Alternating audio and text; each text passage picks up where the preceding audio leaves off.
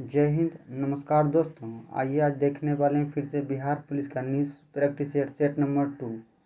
सभी प्रश्न आपके लिए बहुत ज़्यादा महत्वपूर्ण है, इसीलिए वीडियो को शुरू से अंतिम तक देखना है। और जितना भी नए क्रिएटर हैं सभी क्वेश्चन को आपको याद रखना है, सभी क्वेश्चन को आपको बारी बारी से याद रखना है दोस्तों।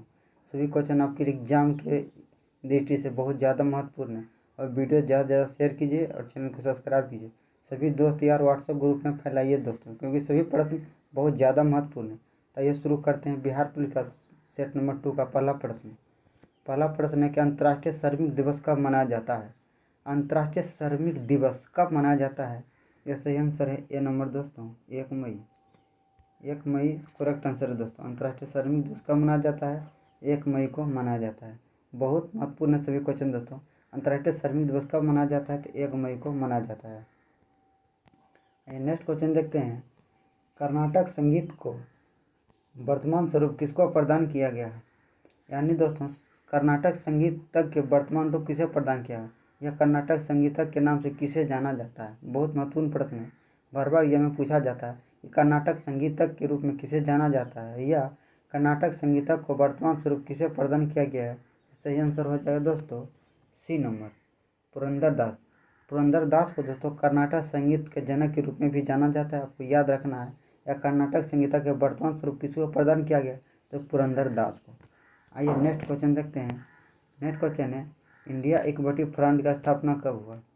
इंडिया ब्रांड इक्विटी फंड की स्थापना कब हुआ? इंडिया ब्रांड इक्विटी फंड की स्थापना कब, किस वर्ष हुआ था या कब हुआ था? बहुत महत्वपूर्ण प्रश्न है कि इंडिया ब्रांड इक्विटी फंड का स्थापना कब हुआ। सही आंसर है दोस्तों 1996। 1996 में आंसर है इसका, डी नंबर जो नीचे है दोस्तों। इंडिया ब्रांड इक्विटी फंड का स्थापना कब हुआ? 1996 में हुआ दोस्तों। बहुत महत्वपूर्ण आपको याद रखना, कब हुआ? 1996 में हुआ। आइए नेक्स्ट क्वेश्चन देखते हैं। फिरोजाबाद किसके लिए प्रसिद्ध है? फिरोजाबाद किसके लिए प्रसिद्ध है? बहुत ज़्यादा महत्वपूर्ण है। तो फिरोजाबाद जो यूपी में पड़ता है किसके लिए प्रसिद्ध है? सही आंसर हो जाएगा दोस्तों बी नंबर करेक्ट आंसर हो जाएगा, कांच उद्योग के लिए। कांच के चूड़ियाँ के लिए या कांच उद्योग के लिए फिरोजाबाद पूरा भारत में बहुत ज़्यादा प्रसिद्ध है दोस्तों, इसीलिए आपको याद रखना है। फिरोजाबाद किसके लिए प्रसिद्ध है? सही आंसर है कांच उद्योग के लिए। कांच उद्योग, फिरोजाबाद किसके लिए प्रसिद्ध है?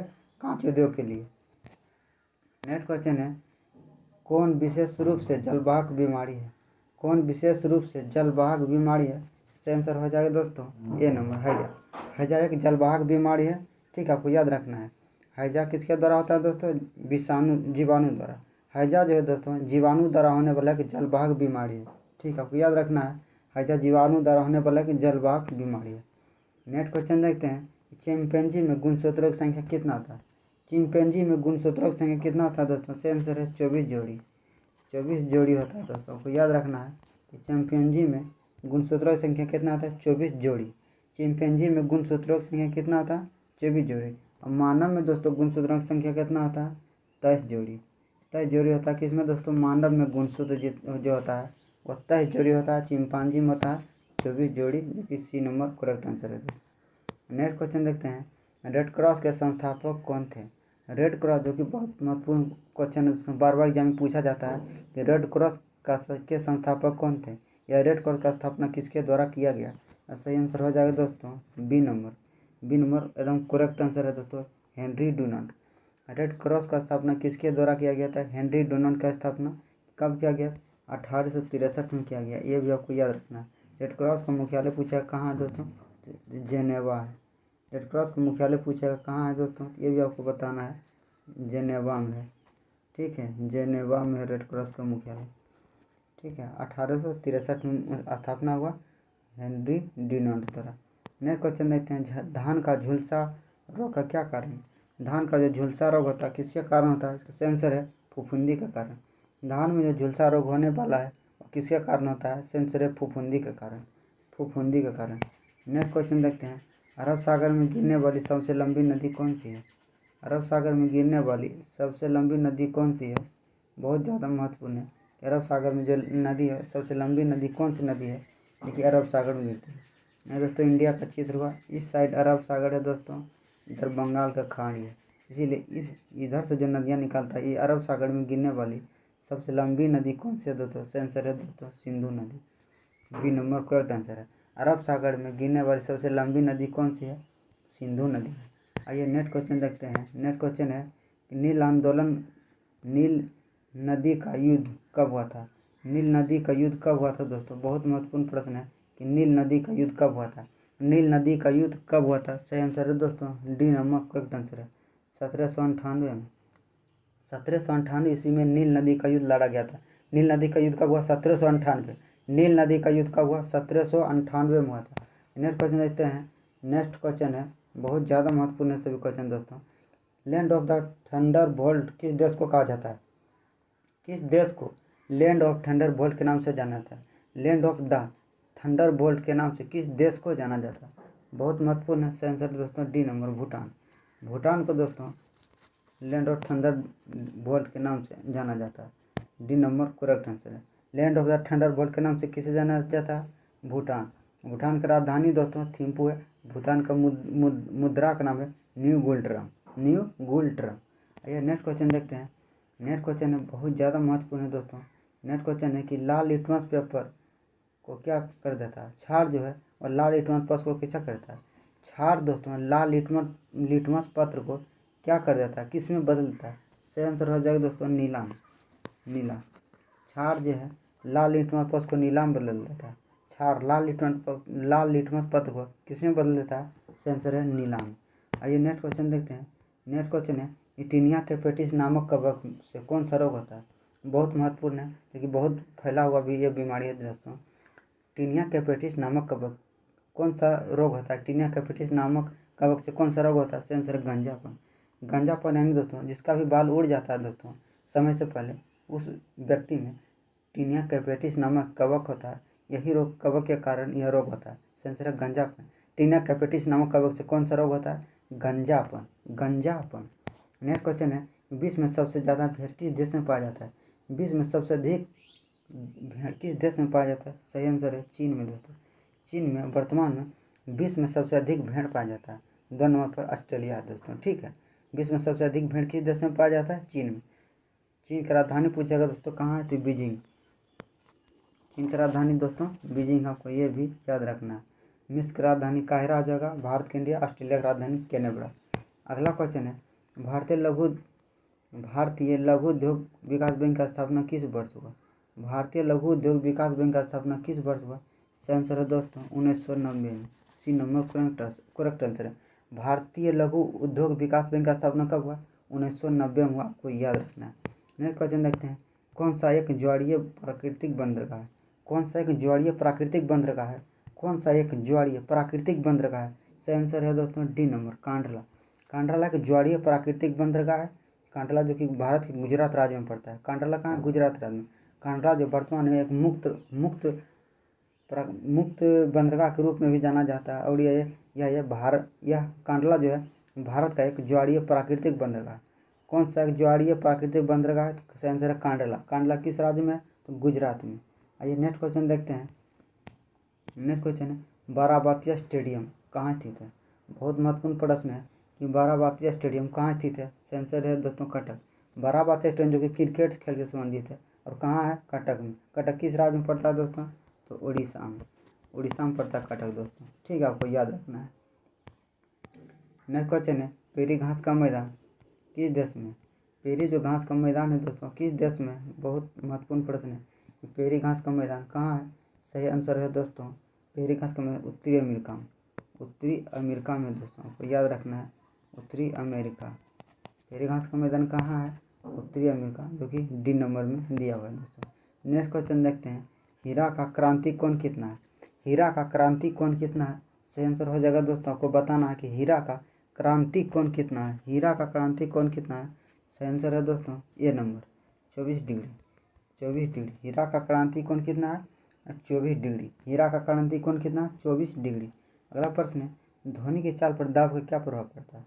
ध्वनि की चाल पर दाब का क्या प्रभाव पड़ता है? बहुत महत्वपूर्ण प्रश्न है। आपको सही आंसर बताना है कि ध्वनि के चाल पर दाब का क्या प्रभाव पड़ता है।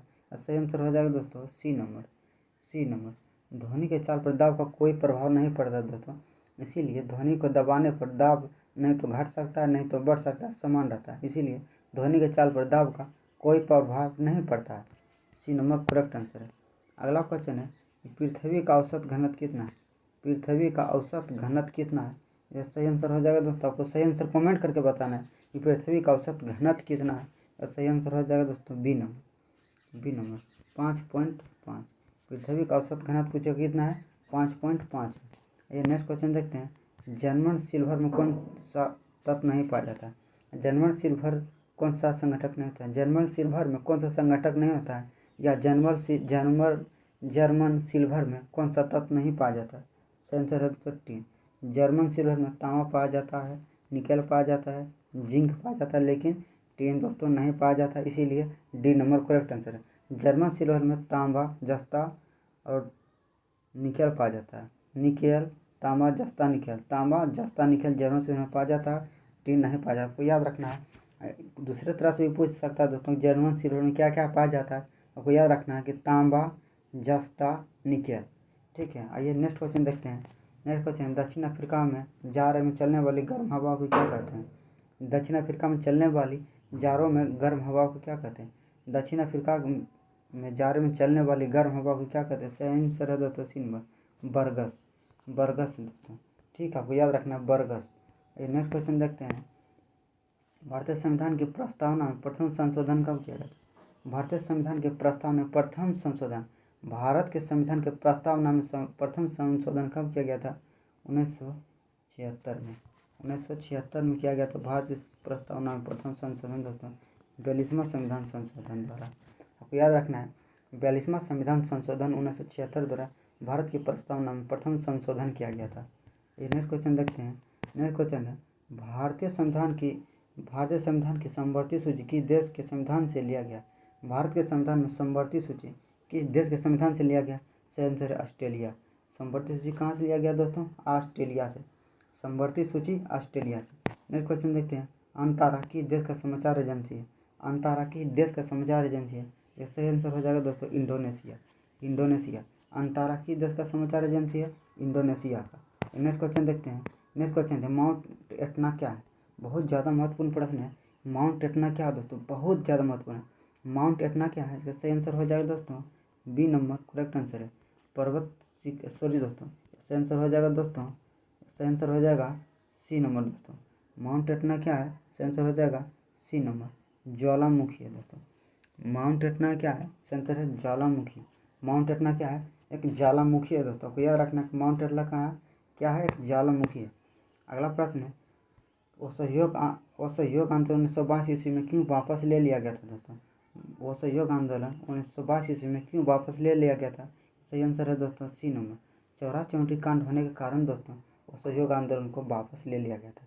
असहयोग आंदोलन 1982 में वापस लिया गया था क्यों दोस्तों, क्योंकि चौरा चौड़ी कांड हुआ था, इसी के कारण असहयोग आंदोलन वापस लिया गया था। आइए नेक्स्ट क्वेश्चन देखते हैं। नेक्स्ट क्वेश्चन है उठो जागो यह नारा किसने दिया। बहुत ज़्यादा महत्वपूर्ण है। उठो और जागो यह नारा किसने दिया, बहुत ज़्यादा महत्वपूर्ण है। उठो जागो यह नारा किसने दिया। सही आंसर है दोस्तों इसका स्वामी विवेकानंद। उठो और जागो नारा किसने दिया, सही आंसर है स्वामी विवेकानंद। उठो और जागो का नारा किसके द्वारा दिया गया दोस्तों, सही आंसर है स्वामी विवेकानंद के द्वारा। डी नंबर करेक्ट आंसर है। उठो और जागो का नारा किसने दिया, स्वामी विवेकानंद। स्वामी विवेकानंद के द्वारा उठो और जागो का नारा दिया गया। नेक्स्ट क्वेश्चन देखते हैं। सत्य और अहिंसा मेरे ईश्वर हैं, यह किसने कहा था। किसके द्वारा यह कहा गया था कि सत्य और अहिंसा मेरे ईश्वर हैं। सत्य और अहिंसा मेरे ईश्वर हैं। सत्य और अहिंसा के पुजारी जानते हैं दोस्तों आप कौन है, एक ही व्यक्ति हो सकते हैं, उसका नाम है दोस्तों ये नंबर करेक्ट आंसर है महात्मा गांधी। महात्मा गांधी तो सत्य और अहिंसा का पुजारी थे। महात्मा गांधी ने कहा था सत्य और अहिंसा मेरे ईश्वर है। ठीक है, आपको याद रखना किसने कहा था, महात्मा गांधी। नेक्स्ट क्वेश्चन देखते हैं। माल्टा की राजधानी कहाँ है, बहुत ज़्यादा महत्वपूर्ण है। माल्टा की राजधानी कहाँ है, माल्टा की राजधानी कहाँ है, इसका सही आंसर हो जाएगा दोस्तों बी नंबर बालेटा। माल्टा की राजधानी कहाँ है दोस्तों, बालेटा। माल्टा की राजधानी कहाँ है, बालेटा। नेक्स्ट क्वेश्चन देखते हैं। तुजू दर्रा, बहुत महत्वपूर्ण प्रश्न है दोस्तों। तुजू दर्रा किस राज्य में स्थित है। तुजू दर्रा किस राज्य में स्थित है, आपको बताना है कि तुजू दर्रा किस राज्य में स्थित है, बहुत महत्वपूर्ण प्रश्न है। तुजू दर्रा किस राज्य में स्थित है, आइए इसका सही आंसर देखते हैं। सही आंसर है दोस्तों डी नंबर मणिपुर। तुजू दर्रा कहाँ है दोस्तों, मणिपुर में है। तुजू दर्रा कहाँ है, तो Manipur. D number correct answer है। तोजू दर्रा किस राज्य में स्थित? सही आंसर है मणिपुर में। आइए नेक्स्ट क्वेश्चन देखते हैं। मथुरा किस नदी के किनारे स्थित है? मथुरा किस नदी के किनारे स्थित है? बहुत महत्वपूर्ण है कि मथुरा किस नदी के किनारे स्थित है। आपको बताना है कि मथुरा किस नदी के किनारे स्थित है। सही आंसर है दोस्तों सी नंबर यमुना नदी। मथुरा किस नदी के किनारे? यमुना नदी। यमुना नदी। आखिरी क्वेश्चन था दोस्तों। सभी क्वेश्चन आपके लिए बहुत ज़्यादा महत्वपूर्ण है, इसीलिए सभी प्रश्नों का आपको बारी बारी से देखना है और याद रखना है दोस्तों। अब वीडियो को ज़्यादा से ज़्यादा शेयर कीजिए अपने दोस्त यार सभी व्हाट्सएप ग्रुप में फैलाइए दोस्तों, क्योंकि सभी के लिए बहुत ज़्यादा महत्वपूर्ण है। तो ठीक है दोस्तों, मिलते हैं अगले वीडियो में। तो तब तक के लिए जय हिंद, नमस्कार दोस्तों।